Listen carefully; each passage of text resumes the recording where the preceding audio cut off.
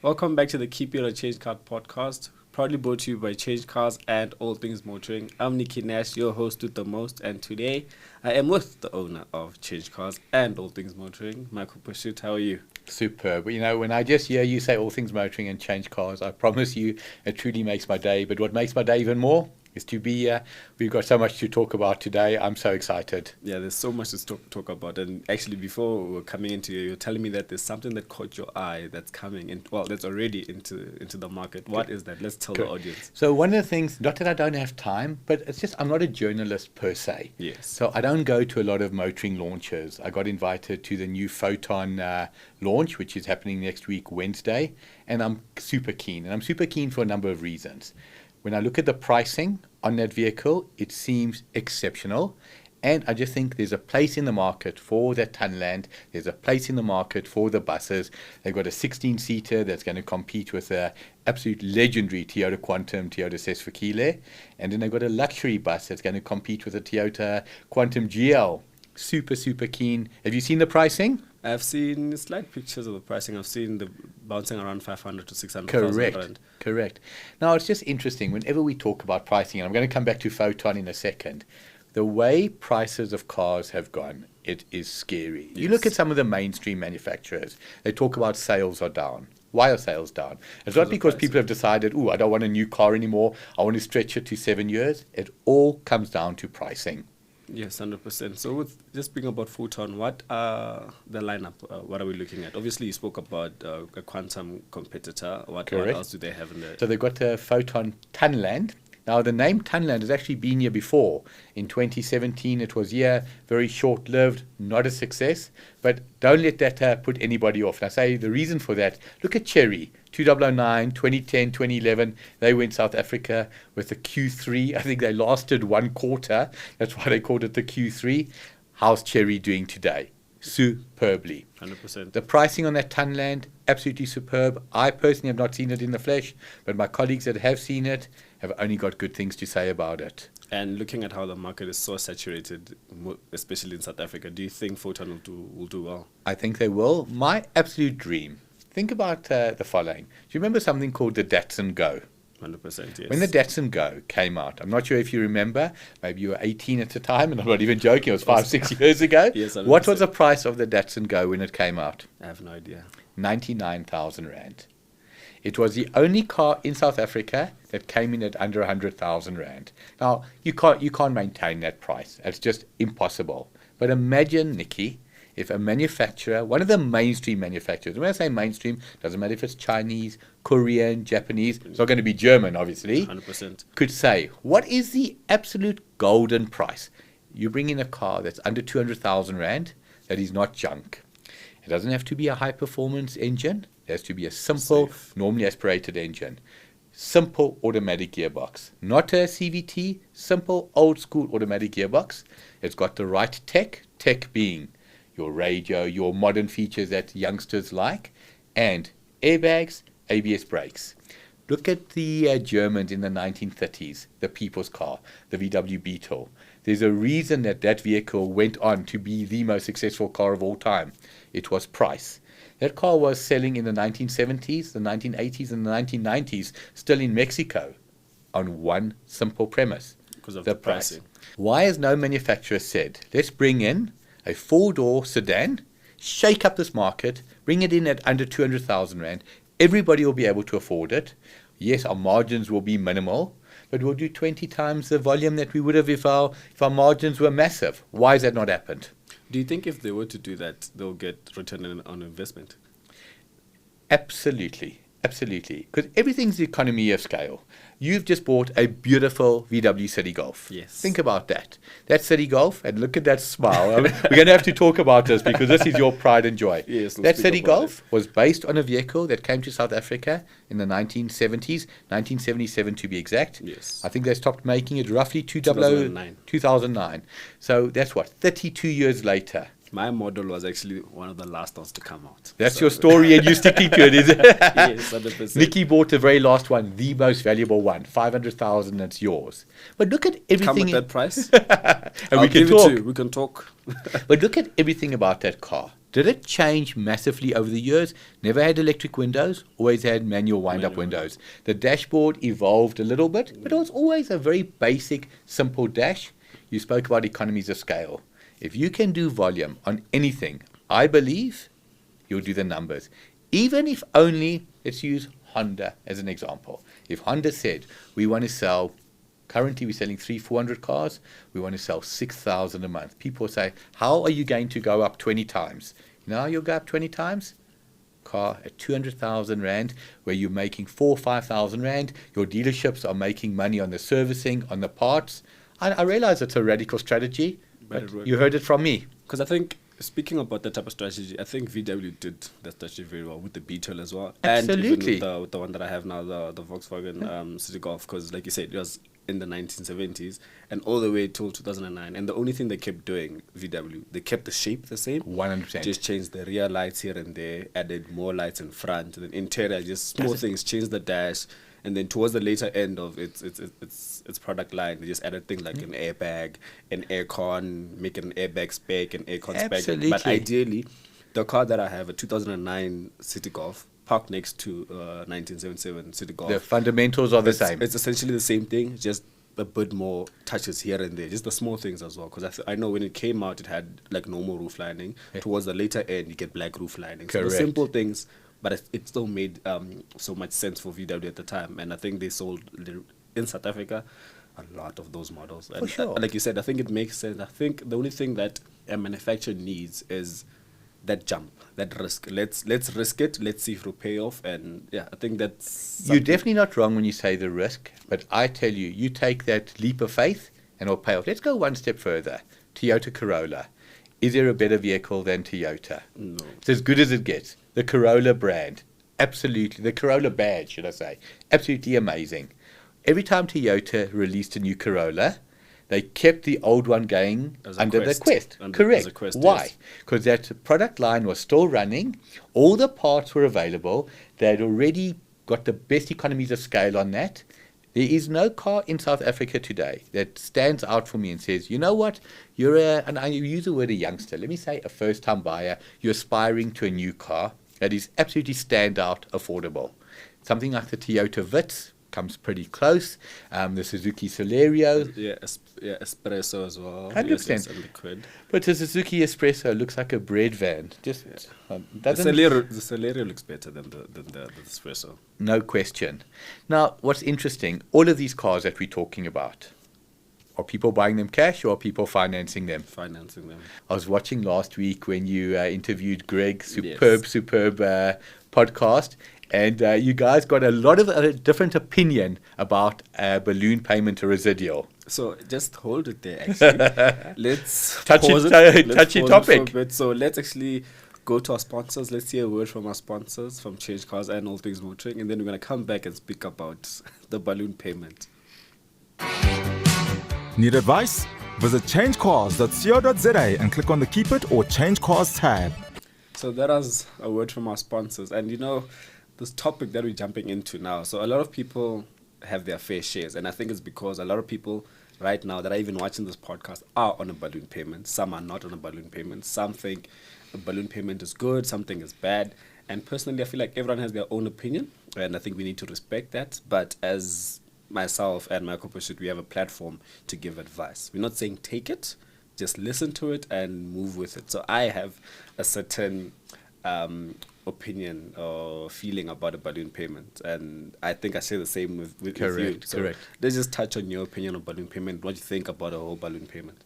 So I'm positively anti it. So for absolute transparency, the longer you can finance a vehicle for, the better it is for the motor dealership, because they get more of a dealer incentive commission from the bank. Totally legal commission. The bank pays them what they call a DIC. Mr. Smith comes in, wants to buy a car. He qualifies for Prime Plus 1, but they can sell him Prime Plus 2. He wants to do it over 60 months. He can be convinced to do it over 72 months.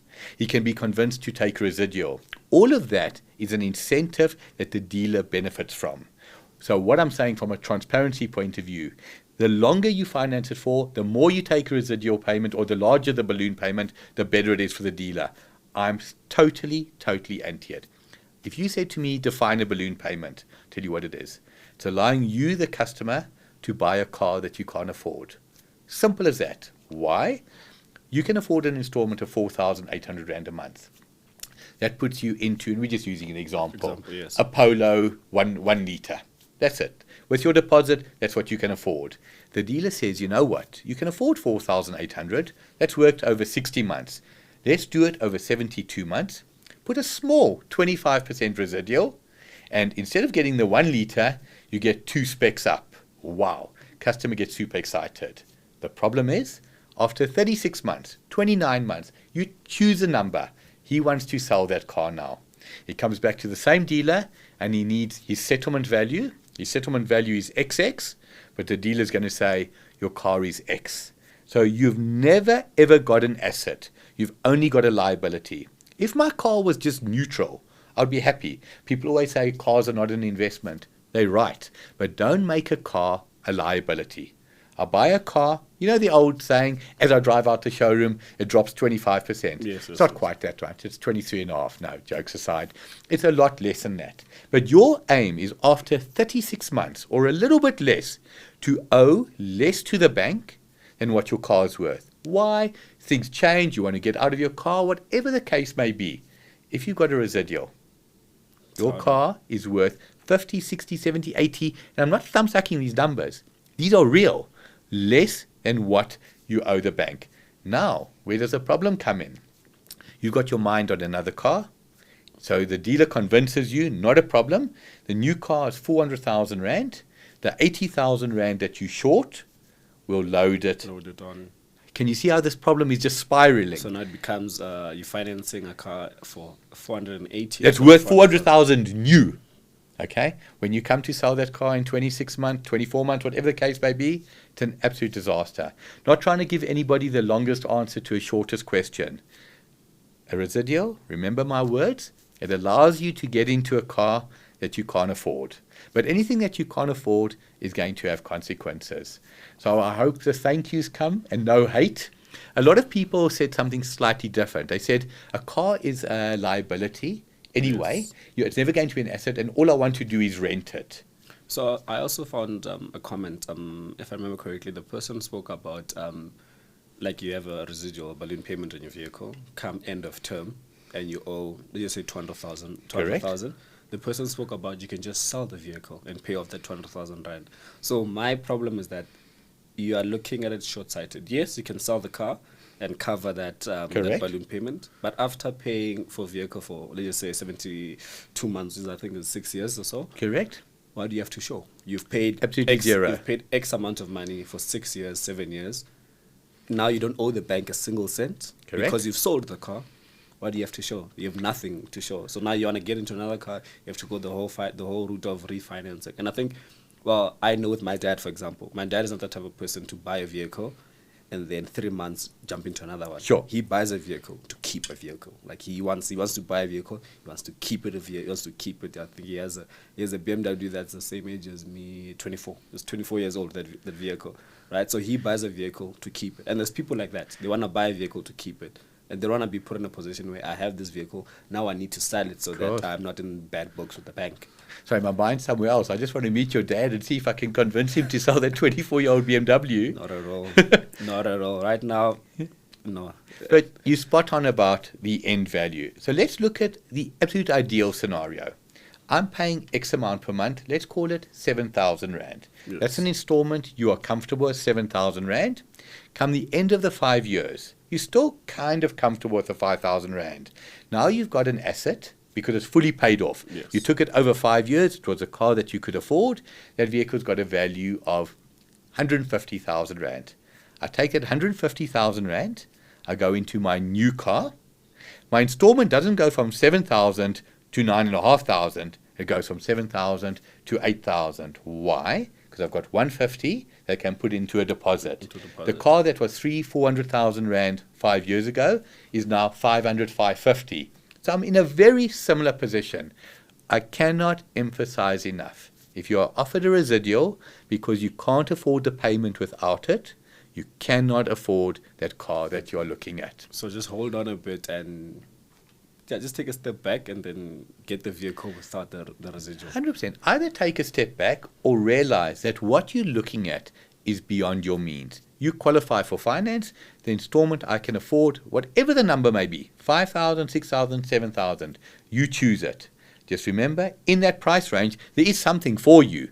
It's just not that upper level car that you've been convinced that with a residual and an extended loan period that you can take. So a lot of people will be watching the podcast and saying, okay, I hear what Michael is saying and I need more advice from Michael. And I think the nice thing about, I know, the nice thing about the CHANGECARS.co.za website, there's a part where it says, ask Mikey.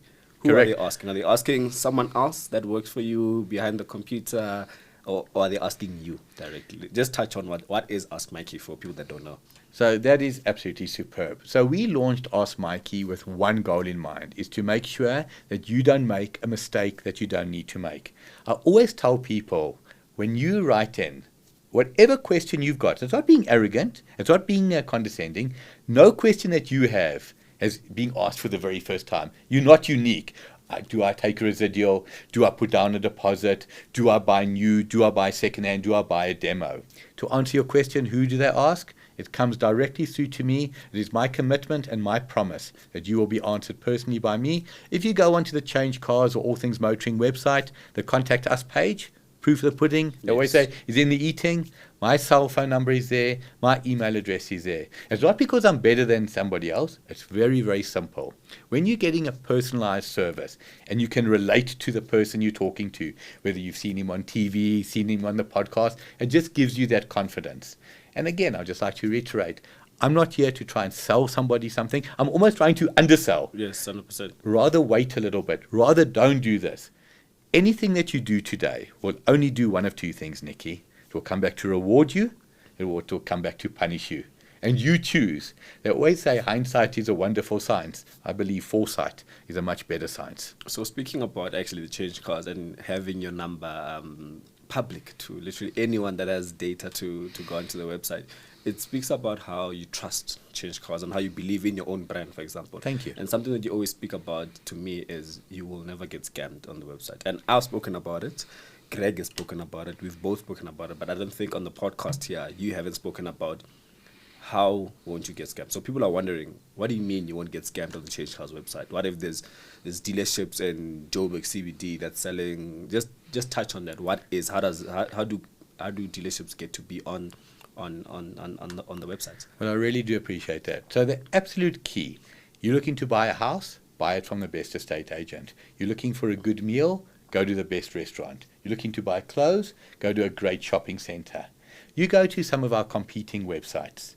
All they are interested in is the money that the dealers will pay them to advertise. Their view is very simple. Dealership can advertise. You, the consumer, must go on and do your homework.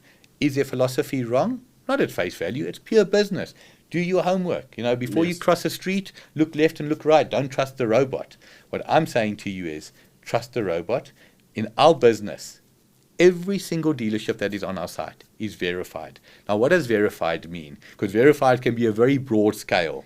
So when I say they qualify to offer banking products, Nedbank, MFC, Westbank, Absa, Standard Bank, your major banks, before they approve a dealership to be approved, they go and they look at the dealership and they say, what kind of cars are they selling? What kind of staff are they employing? So that is an absolute incredible criteria. Every dealership on our site is bank approved. You go to some of the competing websites, like you spoke about, in Marshalltown, Jewel Street, Kempton Park, Bramley, okay? Cash only, or the best one is we welcome blacklisted clients.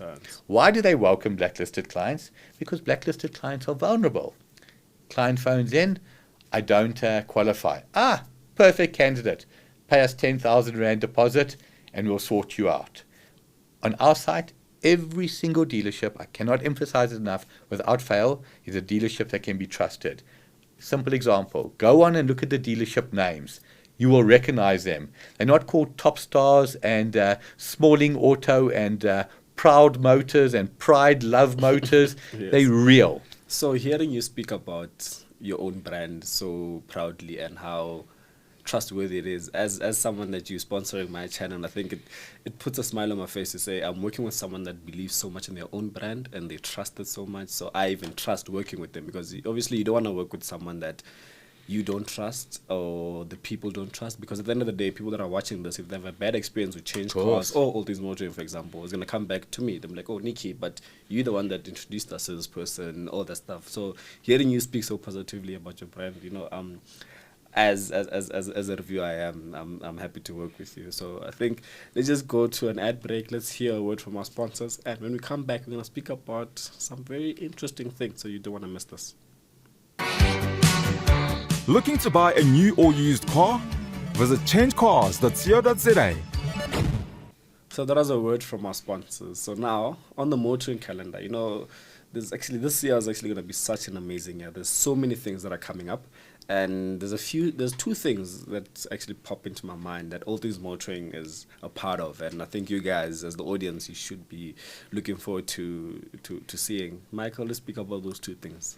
So look, one of the things I'm looking forward to is summer. And why I say summer, the weather the last 2-3 days has been super cool. Don't be fooled by the fact that we're in t-shirts. No. But talking about summer, late August, almost spring, Festival of Motoring. For me, the absolute highlight on the motoring calendar. It will be my third year going there. Judy Maharaj and her team put together something spectacular. I don't know if you've seen who the exhibitors are, who the OEMs that are coming. You're smiling because we're exhibiting, but it's just going to be an absolute spectacular one this year. We've got the absolute privilege and pleasure of exhibiting at a Festival of Motoring. We'll be filming for the 3 days, being the Friday, the Saturday, the Sunday. But why I've also got a smile on my face, who's joining us? Myself. Absolutely. Now, Nicky, just before the break, we spoke about the trust of Change Cars and All Things Motoring, and I appreciate that. And you said you proudly endorse it. What is absolutely key as well is look who we work with, without it sounding like a mutual admiration society. Yes. I found you. When I say I found you, you're already doing your thing. But I approached you. I said, Nicky, I love your channel. I love your conduct. I love your way. Please, can you work with us? So it's amazing how quality almost finds quality. 100%. And it's about trust. You watching this podcast, you can relate to Nicky. Hopefully soon you'll be able to relate to myself. But it's all about trust. But getting back to festival, I think it's the largest motoring event on the calendar, over 3 days at the spectacular Kalami Grand Prix circuit. The weather, for whatever reason, I hope it doesn't change, is always superb. It's that time of the year where you just want to get out there. What is a highlight for you from the years gone by? So my highlight is just seeing all the exhibitors there and the vehicle as well, because it's not like focused on just one brand. Like, you get to see so much happening. It's either you down on the track, seeing cars go on the track. Yes. There's the off-roading section. I think last year we did it very well with Ford. With the Ford Raptor. So I think I love that you can go two ways. It's either you like off-roading or you want to be on track. So Nicky was sitting in the middle seat at the back, and it was amazing. It was like he was doing pull-ups. He had his hand on both grab handles. That was incredible. But are we talking about the OEMs? What I also like about Festival, it's not the same every year. So certain years, Audi will be there. Yes. The following year, BMW will be there. The following year, Mercedes. So you come to 2024, it's not a case of, you know what, I went to the Rand show last year. I enjoy the Rand show, by the way. But it's the same thing. This year, there are some incredible manufacturers that are going to be there. I asked you, what is your highlight? What is my highlight? What is your highlight? Being on the track. I cannot explain to you how much I love going around the track, hearing those tires squeal. The Michelin experience last year was incredible. But going with those drivers, they're just normal people. Well, not quite normal, because they've got some superb talent. And you just completely trust them. You put your faith in them. But what I also love about Festival is how well it's organized. To get in is easy. The queues, from time to time, there can be queues, but they're not queues that you think, oh my word, am I ever going to get out there? Yes, it's well run. It's a very well run event. I love that about it. Absolutely. And then we're talking about events. The real big one that nobody even knows is coming yet. And then when you say, how big can it be if nobody knows? Fuel Fest. What have you checked out about Fuel Fest? So I actually knew about Fuel Fest earlier on in the year. A friend of mine actually said, Nick, are you going to Fuel Fest? I'm like, what is Fuel Fest? I know nothing about Fuel Fest doesn't sound like a gardening show, right? So they're like, no, Fuel Fest is like not just big, it's huge, like worldwide, like it's huge, and they come to South Africa this time around. So I'm like, you know what? I'm actually going to go this time. So when I was on the Fuel Fest website, actually, I was on the Fuel Fest website, then I see All Things Motoring. I'm like, what? All Things Motoring? Then I actually reached out to you. I'm like, I didn't know that you guys are also part of the Fuel Fest. Let's just speak more about that. So super, super proud. The organizers of Fuel Fest reached out to us. So what Fuel Fest is everybody knows a Fast and Furious franchise. Yes. 15, 16 movies. I thought Rambo and Rocky had a lot. No, jokes aside. But I thought the Fast and Furious was unbelievable. The sad loss of Paul Walker, 50 years old. Literally, he lost his life a year younger than me. His brother, Cody Walker, and the DJ, Therese, said they're going to do something in his honor. So what they do is they take a motoring show with their DJs, with music, and they take it to different parts of the world. It's gone to Japan, it's gone to Australia, it's gone to over 30 cities in the US. It's all to raise funds for charities, and it's just going to be spectacular. They've got show and shine. They're doing it at 3 different venues. They're doing it in Durban. Okay. They're doing it in Cape Town. And luckily, they're doing it in Joburg, where we don't have to travel. Don't have to travel. Jokes aside, we actually are traveling. We're going to be at all three. But it's going to be super exciting. I think you're going to have a completely different type of audience. There's going to be the motoring aficionados, but then you're going to have people who just want to go for that vibe, that concert. Imagine you go to a typical car show, the sun goes down, everybody's heading towards the exit gate. It's going to be a little bit of change. The sun goes down, the lights are going to come on. It's going to be an incredible, incredible vibe. Across 3 cities, to the organizers, absolutely well done. So according to you, which one are you looking forward to the most? Festival of Motoring or Fuel Fest? For different reasons, both, and that's not sitting on the fence. I absolutely love Festival of Motoring. It's over 3 days. We get to meet all the fans. We get to interview people that we've never interviewed. We see different cars. Unbelievable. But Fuel Fest, because it's the first time, there's like something about the unknown. Yes. Have you traveled South Africa extensively? Yes, I have. By road?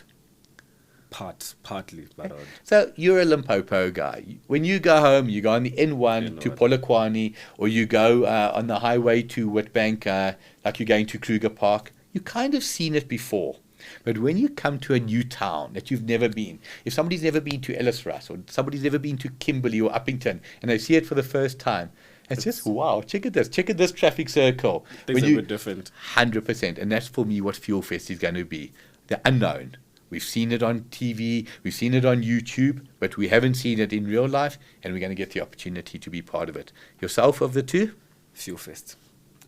Like what you're just saying, like the first. Like I've been to Festival of Motoring for the past couple of years, and now hearing Fuel Fest, and I was looking forward to it as well. So I think that one, because I don't know what to expect. Like with Festival of Motoring, I kind of know what to expect, although it'll be different things, obviously, but I have an idea of what to expect. Now with Fuel Fest, I'm going there, mind open. I have no idea what's coming. I don't know what to expect. I don't know what cars to see, for example. Whereas at Festival of Motoring, I kind of know which manufacturers are coming, for sure, which vehicles to expect, those type of things. So I think for me, it's Fuel Fest, definitely. So today we've covered Fuel Fest, Festival of Motoring, all things motoring, change cars, residuals, etc.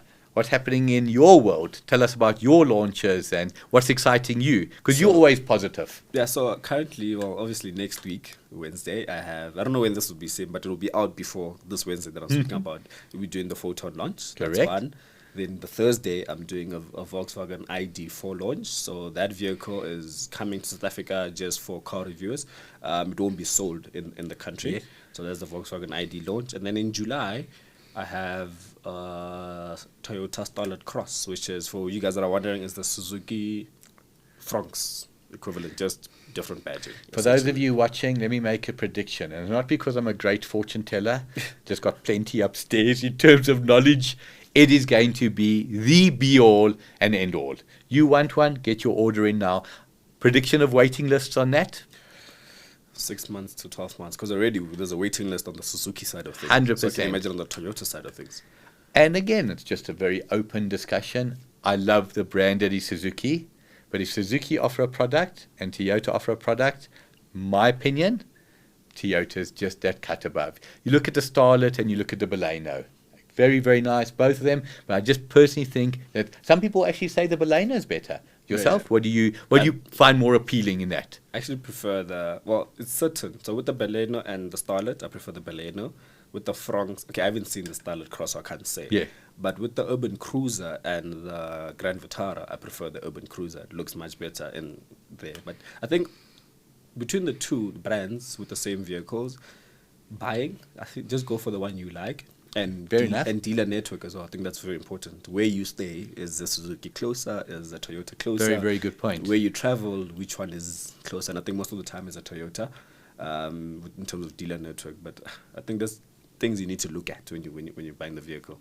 But the bottom line is, you talk about two top Japanese brands that if you're looking for trouble, don't buy them because you won't find trouble. If you're looking for trouble, buy German. Something else. Hey? Go to the German.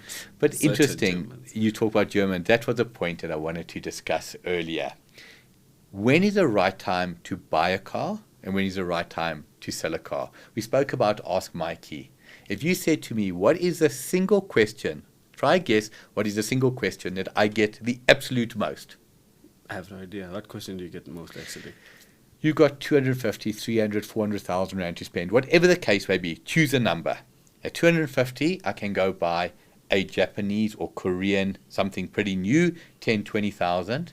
But wow, when I look on the internet, I see for 250,000, I can buy a 2013 Mercedes C-Class. Yes. I can buy a Mercedes, or I'm not picking on Mercedes, a But yeah. BMW, Audi. But what's the one condition? 130, 140, 150,000 kilos. I'm not trying to lead you. A German car with 150,000 kilos. Do you buy it? No, personally, no, unless if it's a collector's or something. I know Correct. it's going to be parked, but if I'm going to drive it every day, long distance drives, I kind of avoid it because I don't want things to go wrong. Because when they go wrong, it's going to burn a hole in my pocket. When they go wrong, it will destroy your pocket. So the simple advice that I always give, think about why that car has been sold. The person who owned that car. Now you may say, but why does a guy sell a car with 20 or 30,000 kilos? That is totally different. That's financial, it's upgrade, it's change of plan, no problem. A person who's got a Mercedes with 137,000 kilos, I promise you, he's selling it for one reason. He took it for a service, a routine service, oil, filters, brakes, etc. And they said, Nicky, you now need to do this, this and this. And he's got a bill for 45,000 rand. And he says, wow, under no circumstances can I do that. Let's go one step back. That car came out of motor plan, maintenance plan, roughly at 100,000 kilos. That car didn't go from 0 to 0 overnight. But when it was out of maintenance plan, when he took it for the next service, they said, you need the following. He said, funny enough, I haven't even felt that, so no, don't worry about it. 20,000 kilos later, it really needs to be done. But because it's not part of the routine, i.e. oil, filters, plugs, etc., he leaves it. So you, the sucker who comes to buy that car with 137,000 kilos, you buying a car that stopped being maintained to perfection the moment it went out of motor plan. 37,000, 57, 60,000 Ks ago. Long and short answer, don't. That's the short answer. The long answer, don't under any circumstances buy a high mileage German car. Okay, that makes sense. I think hopefully people will listen to your advice, because if they don't listen, it's going to burn a hole in their pocket. So now we're coming to the end of the podcast. You can't make me leave, Nicky. You can't make me leave. So actually, I just want to just tell us about All Things Motoring, like what to expect from All Things Motoring. You guys are going into season 8 now, so how is that? Unbelievable. So All Things Motoring, channel 189, DSTV. It is absolutely everything I ever dreamed of coming true. One of the keys to the show is we're trying to showcase 3 things, Nicky. Our beautiful country, our beautiful people, and our beautiful cars. We're not doing road tests, we're not doing spinning. All we're looking to do is go to shows like what we speak about, All Things Motoring, interview the public, let them tell us their story. In terms of the website, if you go onto the website, it really has developed amazingly. You can go onto a tab that says OEMs, see all new cars. You can looking for a second-hand car. There's a link straight through to Change Cars, but you can also go to all the dealer groups, and there's more. Are you a writer? Or do you just enjoy videos? I just enjoy videos. Okay. Well, I've got good news. Whichever one you enjoy. If you enjoy both, you can write your own article, send it to us. We'll publish it. If you've got any of your own interesting videos that you'd like to share, we want All Things Motoring to be the YouTube for cars. Of course. No, that makes sense. I think it's very informative, and it gives the people so much. Like, you can look at so many things on the website. So I think for those that want to write, for those that want to do videos, and then you're sorted. If you want to do a video, ask him. He does the best. Nicky, I do the best videos, by the way. Thank you. Nicky, to say it's a privilege and a pleasure to be here on a totally personal level. What you're doing for brand Change Cars, what you're doing for Switch Off SA, unbelievable. I see I love this. It's totally deserved. To say I'm privileged to work with you, honestly, is an understatement. Thank you guys as well for watching this beautiful podcast. My guest today was Michael Pashut, the owner of Change Cars and All Things Motoring. This was the Keep It or Change Car podcast, brought to you by Change Cars and All Things Motoring. I hope to see you guys at Festival of Motoring, Fuel Fest, and back here again in 2 weeks' time. But as always, I'm Nicky Nash from Change Cars and All Things Motoring and Switch South Africa. That's Michael Pashut, and we're signing out.